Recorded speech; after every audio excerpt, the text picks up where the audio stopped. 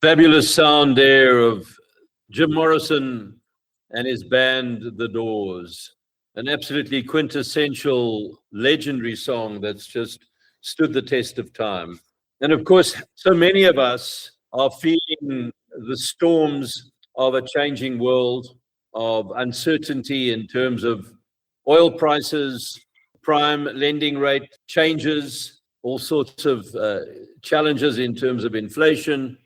And how do we cope and how do we show up? We're going to be talking about that today. You're tuned to, of course, Risky Business. I'm your host, Bryan Hattingh, with you as always at this time every week. And in the studio this evening, of course, I have my trusted ally in the form of Jonathan Shaw. Hello, Jono. How's it be? I was going to say, with all the rain we've been having, it definitely seems to be that we're riding these storms. Storm, you're not kidding. not absolutely so. Metaphorically, but quite literally, I suppose. Yes. And I'd like to point out the petrol price, and the electricity bills all going up. Indeed, Jono. And when you think of individuals and families that are confronted by having just about no wiggle room or bandwidth or any surplus cash, and this is just getting eaten up, it's pretty daunting. But we're going to talk about that in the show and ways to approach the world of life in a different way and in a way that can make it that much more manageable and achievable.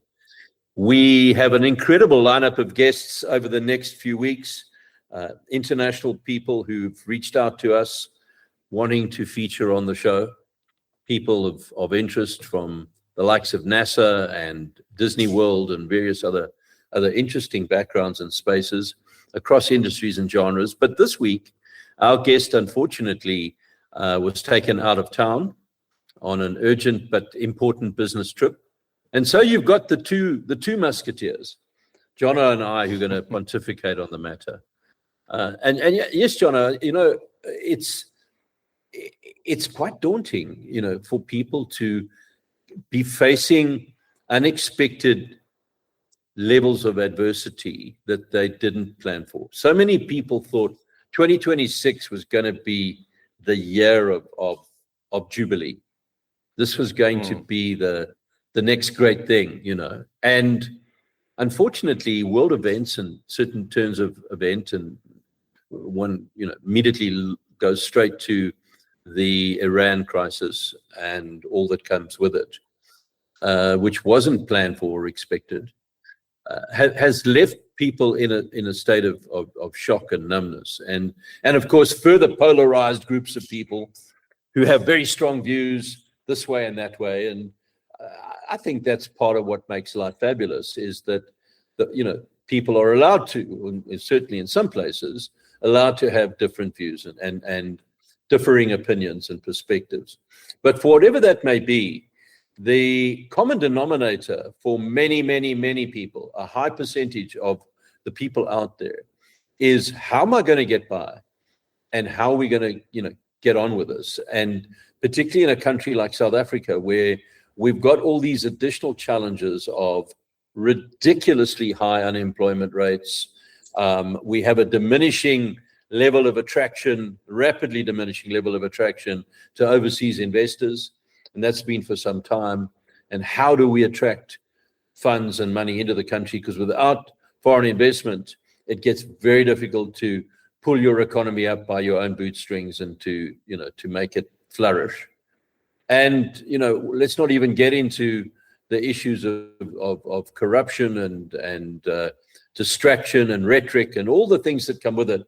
But you know what? You can't ignore it, because they add to the level of noise and clutter in people's lives.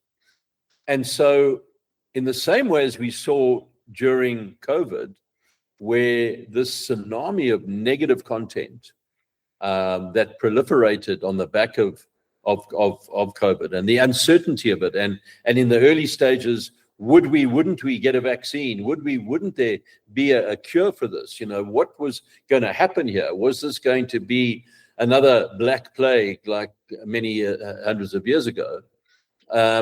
And fortunately, the world responded and we've come through it. And yet still today, we've got the massive argument and the view that people are walking around now with damaged DNA due to the vax. And we still have the fact that COVID came and in many respects is still around, but not producing the fatalities like it did in the early days of it.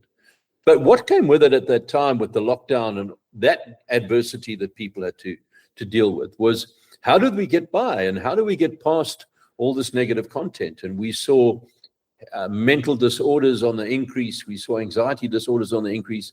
We saw divorce rates on the increase. We saw suicide rates on the increase, And so the world, people often joke about, Africa's not for sissies. Well, life's not for sissies at this point in time, and even that might be an improper statement, but, what is a sissy? I suppose in many people's books, it's somebody who isn't able to stand up and weather the storm.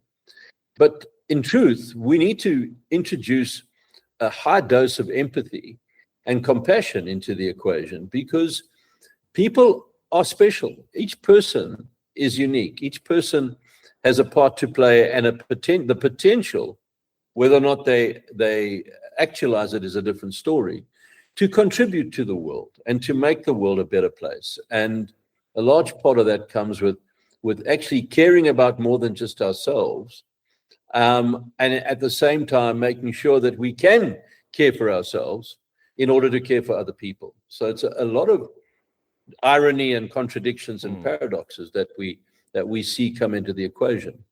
But it starts with how we think and how we articulate in the situations that we're in, and the choices that we make to focus on and or accept certain perceived realities that may not be realities. And I know I might be talking in riddles and talking very cryptically, and I don't mean to, but it's around the approach to saying, you know what, I can't control all these things that are happening. In fact, there's very little of it that I can control, other than my choice to respond to it in the most creative and positive way, so that I can survive and thrive. So with that, I throw that open to you. I mean, your observations and thoughts on the matter, or any perspectives that you have. Yeah, for sure, Bryan. So my feeling here, and I want to get your opinion about this, is I think I have observed in all my years that what has happened to a lot of people is that we start worrying about some future event which hasn't happened, which probably won't happen, or won't happen in the way that we think. But we end up dwelling about this new situation in the future that then preoccupies our present. And so we end up starting to fear, something's going to happen that's going to throw things out, and I've got a plan for this, and, build up resilience and so on. But it's that fear of the future that I think a lot of uncertainty has been brought to a lot of people's lives, where it just seems as though we can't bank on a certain and sure future that is going to be more prosperous. I think maybe it's a generational thing. 80s and 90s, there seemed to be a lot more hope in the world. I don't know. I think it depends where you are and where you are living and so on. But I do sort of feel like there was a time when you go, okay, things are going to get better. In some ways, I'm sort of thinking to myself now, it's not a matter of it's getting better. It's about restoring where it was pre-pandemic to some degree. And I'm still not quite there yet. And so it's not about things are going to get better. It's about things improving from where we are now to being where they were.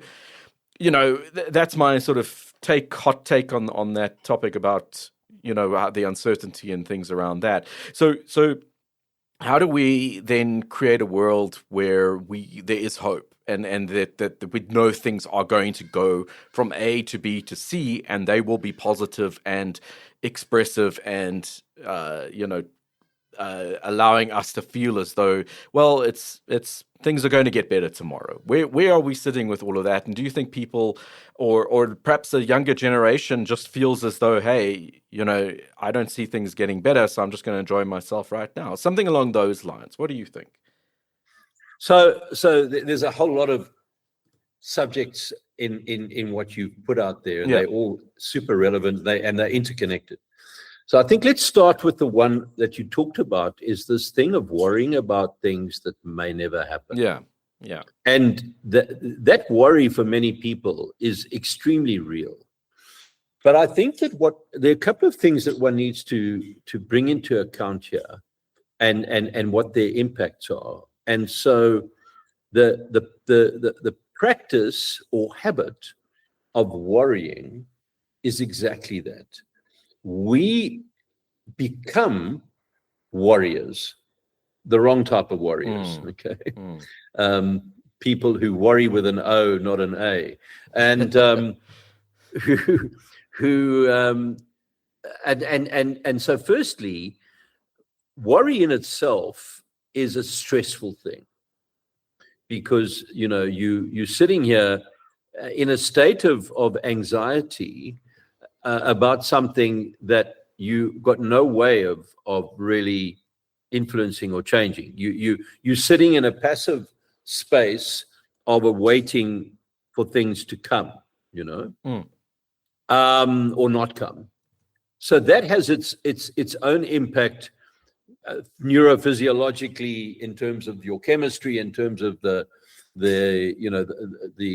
what's happening in your body, the elevated noradrenaline, the lowered dopamine, serotonin, the increase of cortisol in your system, all these things which are not healthy and not good. And that can ultimately lead to you becoming sick. But at the same time, let's just park that for the moment. And let's look at what you're doing when you're worrying. Is you giving primary attention and focus to this amorphous, uncertain thing, which could be more than one thing. It could be, oh, what if this happens, and what if that happens, and what if that happens? And you're allowing it to occupy your prefrontal cortex, which, by the way, is a very small little space, okay? It doesn't have a large platform for a whole bunch of things. In fact, the view very simply is you can't actually focus on more than one thing at a time, contrary to what people might think around the principle of multitasking. Yes. It's not true, And so things, the prefrontal cortex is super energy and resource hungry. It eats up your effort, your stamina, your resources, your energy. And so that in itself is counterproductive and exhausting, and adds to this the other challenges of the anxiety that's brought about by the negative thinking. And of course, what you're doing is you're not putting anything productive into the loop. You're not coming up with solutions. You're not being innovative. And in fact, you pushing yourself through that fear thing and the anxiety thing into limbic and reptilian brain mode, where you're going through the motions. You're now not in fight or flight, and your saboteurs are working at a great rate, which is doubt, judgment, anxiety, anger, guilt, all these things that are working against you, and you're not taking charge of it. So you're no longer the gatekeeper of your mind. You're actually allowing circumstances and external content to actually take center stage. And the challenge is that what we focus on, we become. And so we have to intervene and come up with very simple practices and perspectives and even mantras. I mean, if you look at airplane pilots, Boeing jet pilots, etc., they are trained in their journeys to, when a crisis occurs, they chunk things down to literally few word statements and few word things so that they're able to concentrate that energy and their ability to intervene in that situation. So this is a time to get rid of clutter. This is a time to remove all the but what if and what could be and what might be or what not be. It's what do I need to do right now to maximize my resilience, my position, my energy, my resourcefulness, and to find a way to come through it and survive. And what's so amazing is that the whole principle of seasons, this will pass. These things will pass, and good times, these things will pass. Bad times, these things will pass. So this doesn't mean just sit back and be passive and either enjoy or recoil. It's actually about how do I make sure that I'm living the best possible life that I can be in the situation I'm in, and what are the things that I can do to make changes. If we're going to come into this time of needing to be frugal, then let's be frugal. Let's find ways to perhaps change our diets, change what we can do. Some people don't even have that luxury. So there's a whole group of people out there, a large group of people out there who are already having to just get by on what they're doing. So thinking about this whole thing, there are people listening who may say, this is all good and well to have these rich philosophical perspectives of how this can, be made better. It's important to say that these are not just rich philosophical perspectives. These are tried and true and tested practical approaches to ensuring that you live a better life, and that you take charge wherever you can of your state of being. Because life is, we've talked about this over and over again, life is short, life is quick. You can't ever imagine that you'll get to a day where suddenly every second counts, let alone the minutes, let alone the hours. But there comes a time when that is. And there comes that time when it's, gosh, you know what, if I had that time again, forget about what are the things that I did that I shouldn't have done. What are all the things I didn't get to do because I was so busy worrying about stuff, spending my time consumed with things that put me in a state of inertia and didn't produce anything valuable from it other than to actually undermine and diminish my health and my resilience and my ability to show up differently. And, we've seen it so beautifully played out in the lives of those people who've suffered tragedy in terms of their own capacities. They might have lost their sight, or they might have lost a limb, or various things. And they decide to turn that into a strength. And they then choose to go down another path. They can no longer do that thing that they used to do and they love doing because of this incapacitation or this interruption. But they choose to channel that energy that they used to direct in that space into a new space. And they go on to be, in fact, way better than what they were in their accomplishments as a completely whole person. And they now, with the challenges that they have, they become that much more accomplished, that much more grateful, that much more entrenched in embracing life to its fullest. They got a taste of, wow, what happens when stuff gets taken away, whether permanently or temporarily. And I'm not going to trade off any more of this amazing life that I have in being complacent, in being mediocre, in just being ungrateful for what all is on the cards for me. And so, does it mean that that's easy? No, not at all. It's it's difficult.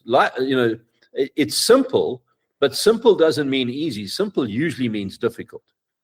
Keep it simple, Jack, and you discover that, wow, in order to thrive and to move through and above and beyond this point, it takes effort, it takes commitment, it takes sacrifice, it takes resilience, and where you have to dig deep in order to do this, and times the odds are just seemingly so overwhelming, and we've used these examples many times, and we'll probably use them many times again. And I saw a recent beautiful articulation by a woman, which I will introduce in the next program. So I don't want to spoil it now.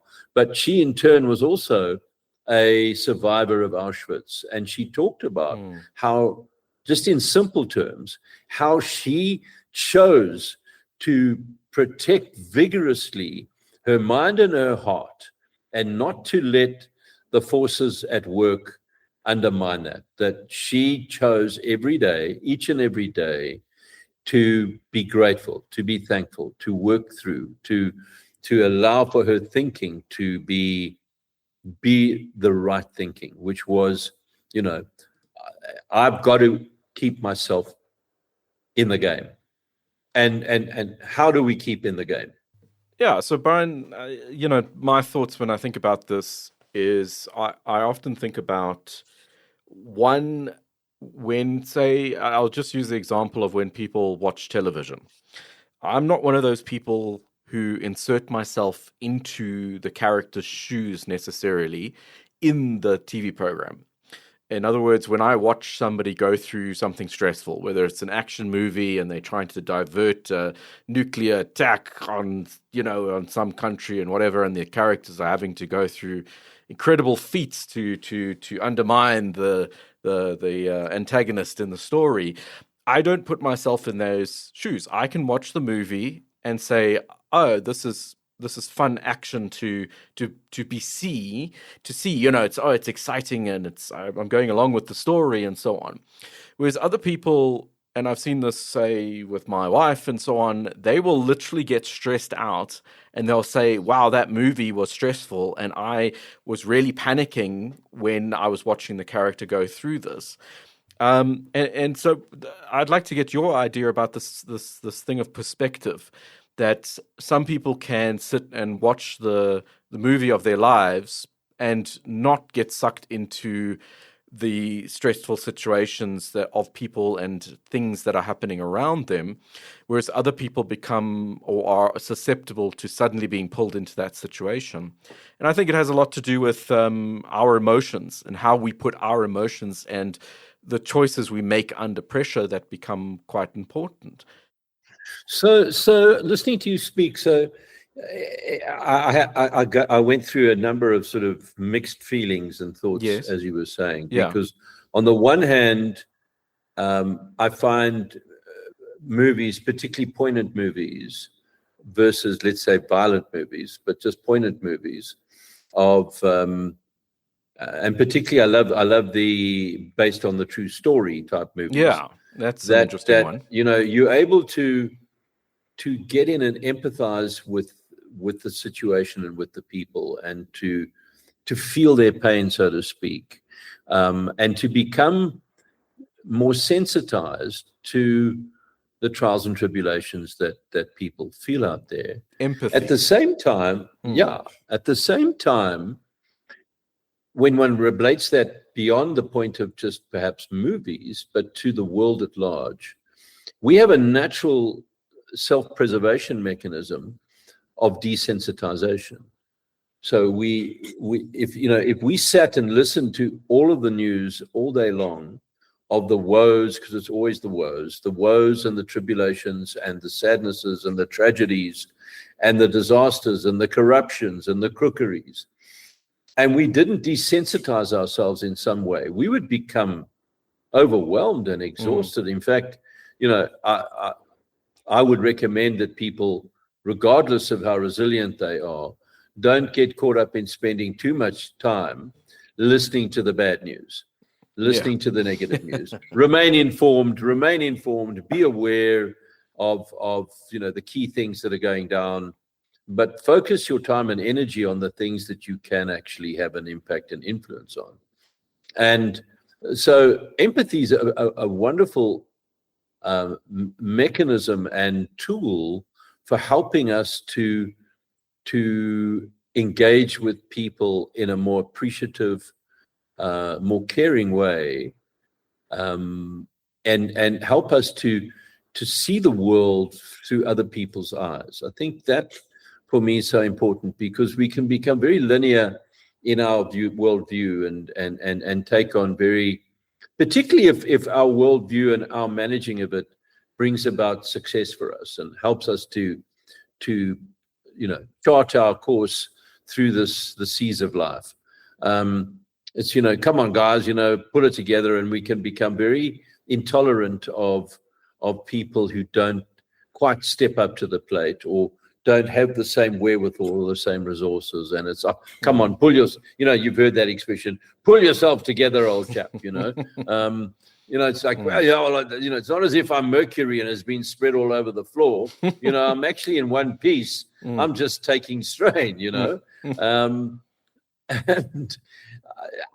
I think never before has there been a need for us to, on the one hand, really care about and be concerned for others and for those less fortunate and those who have a different frame and movie that they're working to. And I mean, if we think of the whole emergence of the principles of woke and the principles of tolerance and sort of catering for the minorities that have always been excluded, and I'm not even talking about race here. I'm talking about those with different alliances, those with different preferences and different angles. And so it's so important that we have a world that can be inclusive, provided the tail doesn't then wag the dog, and then you get into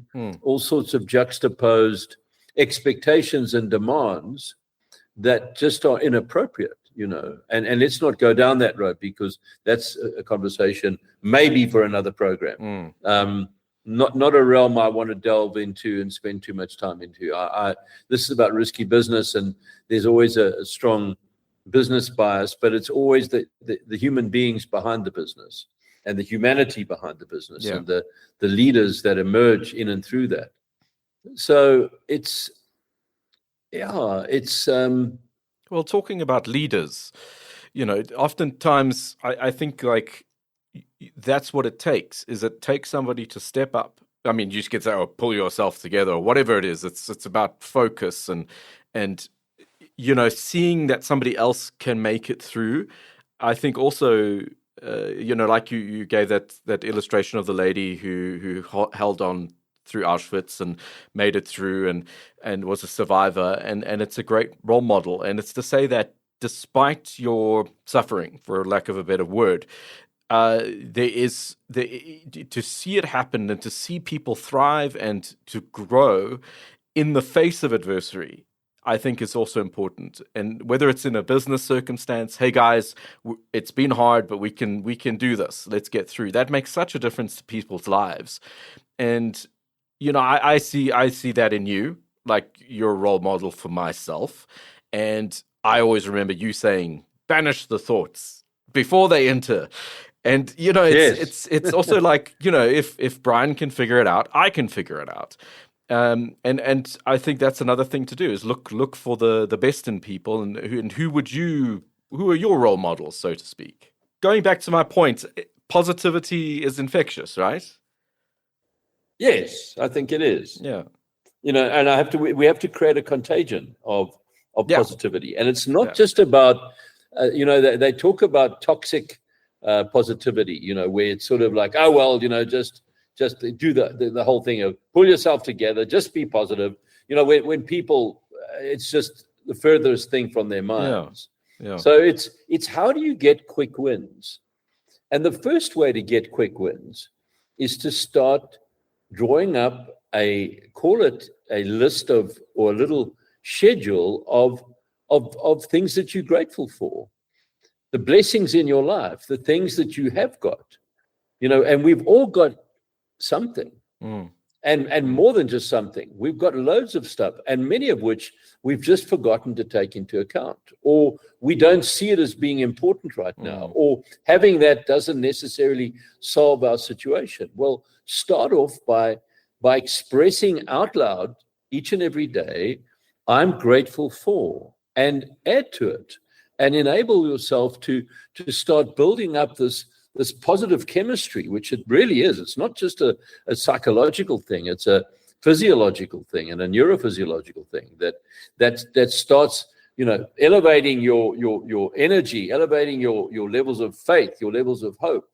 and saying, you know what, I know it looks tough, but I'm going to go into this day and I'm going to find solutions. And I'm also not going to allow the setbacks to cause me to falter and fail. Because if you think of all of the great athletes and the great, champions of sport and other arenas, who, rest assured, had setbacks on the way. Many of them, in fact, many of your billionaires were people who lost millions and millions and millions and maybe even billions, and learned from their lessons and came back to live another day, to fight another day. You think of your great famous boxers. Not too many boxers have got a clean track record of no losses. Most of them, other than the Rocky Marcianos of the world, had a few defeats, and those defeats helped shape them. So here's a quote that I always remember, is that from martial arts, is that the master has failed 1,000 times and that you haven't even tried. Yeah. I hope I got that right. But the master has basically gone through it so many more times than you've even tried to begin to start. Exactly.